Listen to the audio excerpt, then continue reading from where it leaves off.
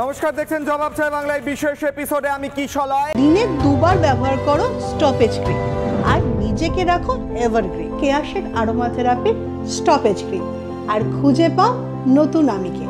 মানুষ নাছড় বান্দা, মানুষ রাস্তায় বসবে, মানুষ গোটা রাত্রি ধরে জাগবে, মশাল জ্বালিয়ে রাস্তায় বসে চিৎকার করে গলা থেকে রক্ত তুলে দেবে, কিন্তু মমতা বন্দ্যোপাধ্যায় শুনতে পাবেন না।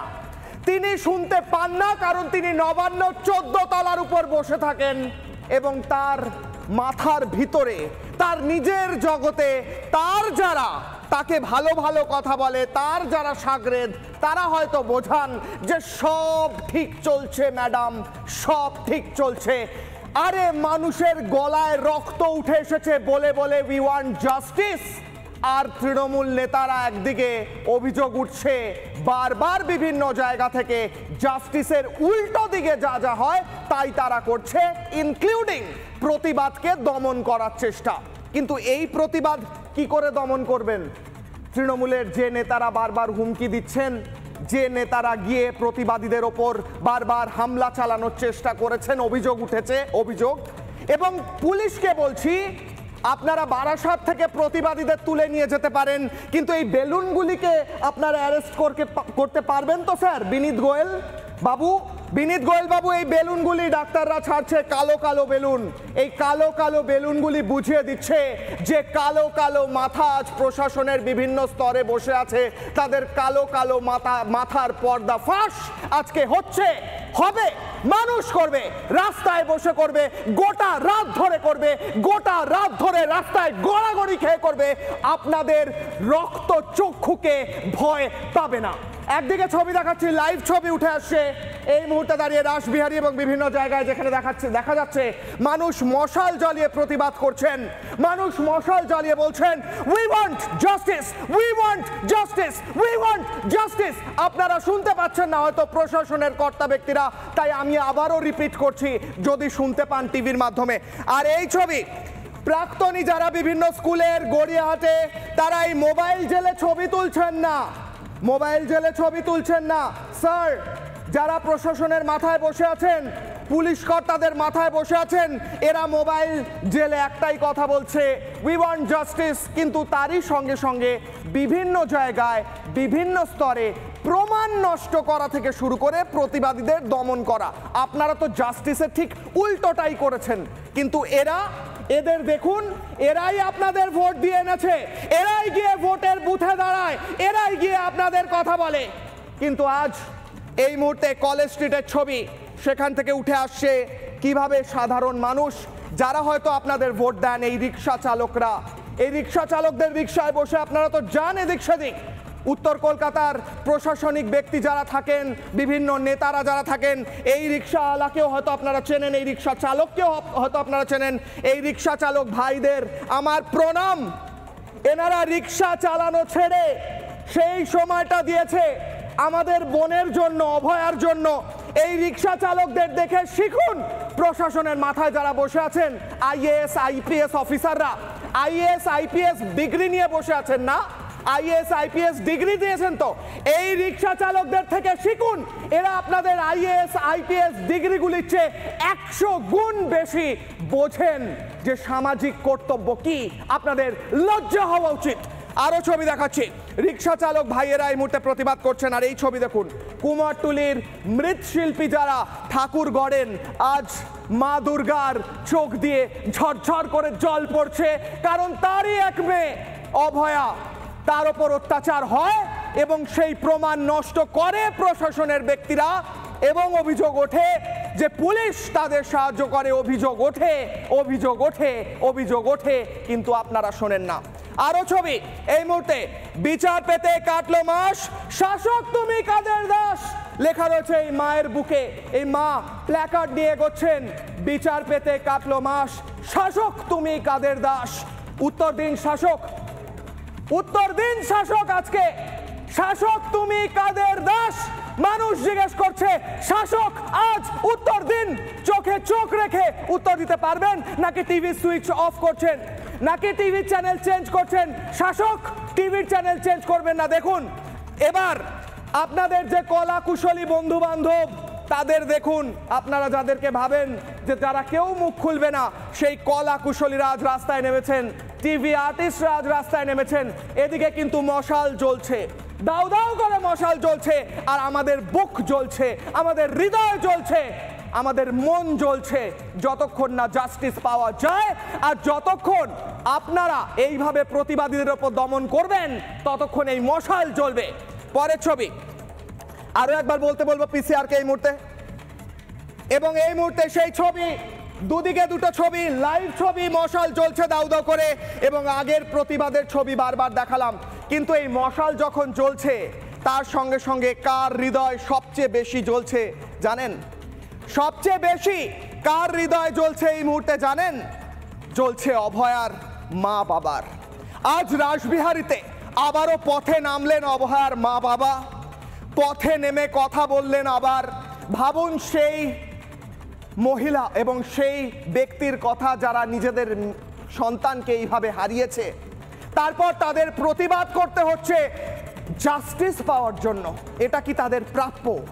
কি বললেন তারা স্বাস্থ্য দপ্তরে, ঘুঘুর বাসা থেকে শুরু করে বিচার চেয়ে কি বললেন তারা, শুনুন। ছাত্রছাত্রী আছে,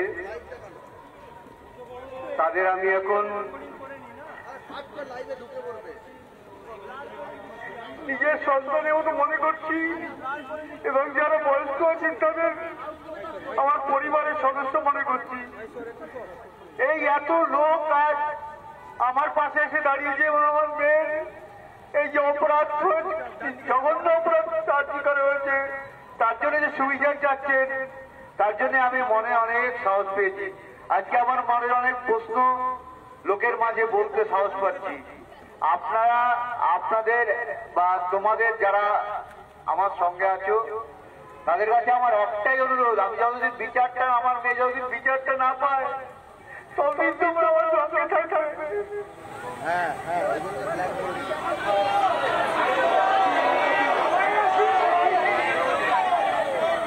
এখন যা পরিস্থিতি আমি দেখতে পাচ্ছি, বিচার আমরা অত সহজে পাবো না।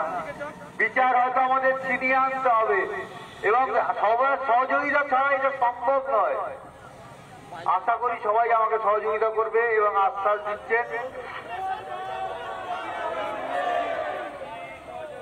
সেই জন্যই আমি মনের জোর পাচ্ছি এবং আজকে সব কথা বলার সাহসও পাচ্ছি।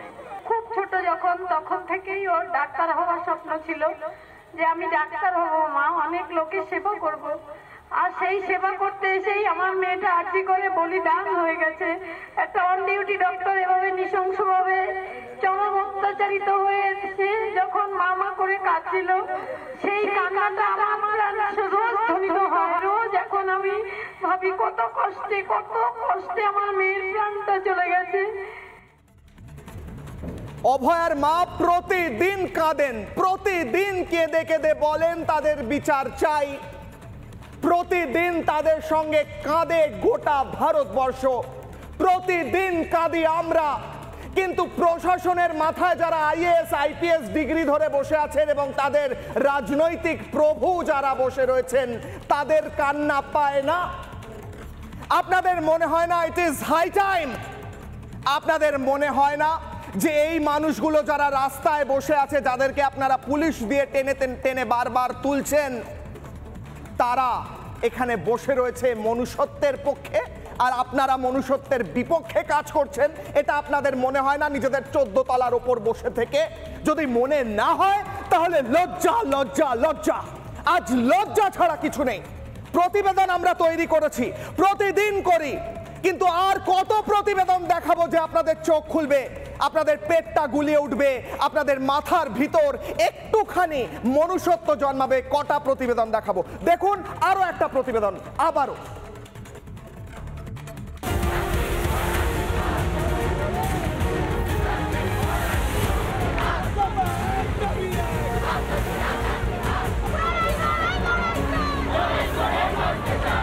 অভয়া ধর্ষণ খুনের 1 মাস পার, এখনো বিচার চাইছে ডাক্তার পরিবার।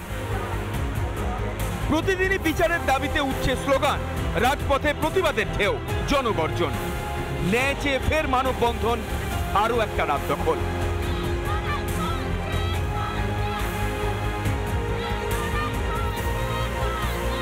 কিন্তু হবে কবে বিচার?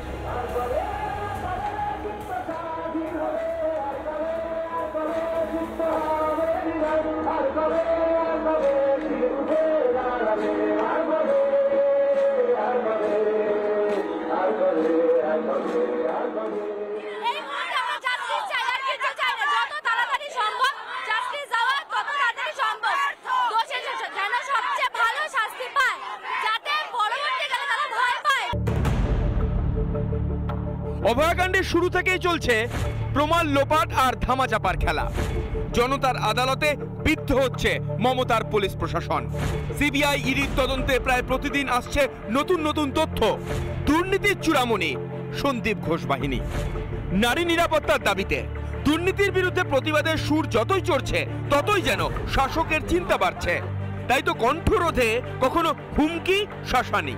আপনার বাড়ির দরজায় গিয়ে আপনার মা বোনকে বিকৃত ছবি করে আপনার বাড়ির দেওয়ালে টানিয়ে দিয়ে আসবো। শুনে রাখবেন, আজকে দাঁড়িয়ে বলে গেলাম। 1000 টাকা লক্ষ্মীর ভান্ডার চাই না, আমরা দুর্গাপুজোর টাকা চাই না। হিম্মত আছে তাদেরকে নিয়ে মিছিল করে দেখাও। কত লোক বলছে আমরা সরকারি সাহায্য চাই না, তাহলে জানতে পারবো তোমরা বাপের বেটা। কখনো খোলা রাস্তায় তৃণমূলের দাদাগিরি কাজওয়ারি। তাহলে কি অভয়ার জন্য বিচার চায় না তৃণমূলী? ধীরে ধীরে স্পষ্ট হচ্ছে সিবিআই এবং ইডির তদন্তে এরা সবাই আসবে এবং যদি এসপিডি গ্যাং, ওয়াসিপুর গ্যাংয়ের মতো এসপিডি গ্যাংয়ের যদি তদন্ত হয় তাহলে আমার তো ধারণা এই খাদ্য এবং শিক্ষার পর স্বাস্থ্য কেলেঙ্কারিরও মাথায় হাত পড়বে। এখন কিন্তু ক্রিস্টাল ক্লিয়ার হয়েছে, অভিজ্ঞতা থেকে শুরু করে বিরোপক্ষ থেকে শুরু করে তারা প্রিপ্যান্ড ওয়াইজ পরবর্তীকালে যে প্লেস অফ অকারেন্সটা ওটা যাতে সর্বনাশ করে দিতে পারে তার জন্য মাছের বাজারের মতো হাজির হয়ে যাচ্ছে। Disappearance of evidence and false ইনফরমেশনের জন্য এখন পর্যন্ত অ্যারেস্ট হলো না, কেন পিসি নেওয়া হলো না? নিজের লোক ফেঁসে যাবে এই আশঙ্কাতেই কি রাজধর্ম পালন করতে চায় না শাসক? বিচারের পথে একমাত্র বাধা মমতা প্রশাসন। রিপাবলিক বাংলা। আমি যখন এই রিপাবলিক বাংলা স্টুডিওয় দাঁড়িয়ে পাগলের মতো গলা ফাটিয়ে চেঁচাচ্ছি আর রাস্তায় মানুষ যখন বসে গলায় রক্ত তুলে আজকে শাসকের বিরুদ্ধে আওয়াজ তুলছে, তখন শাসক অভিযোগ উঠছে আবারও একই কাজ করেছে। এই মুহূর্তে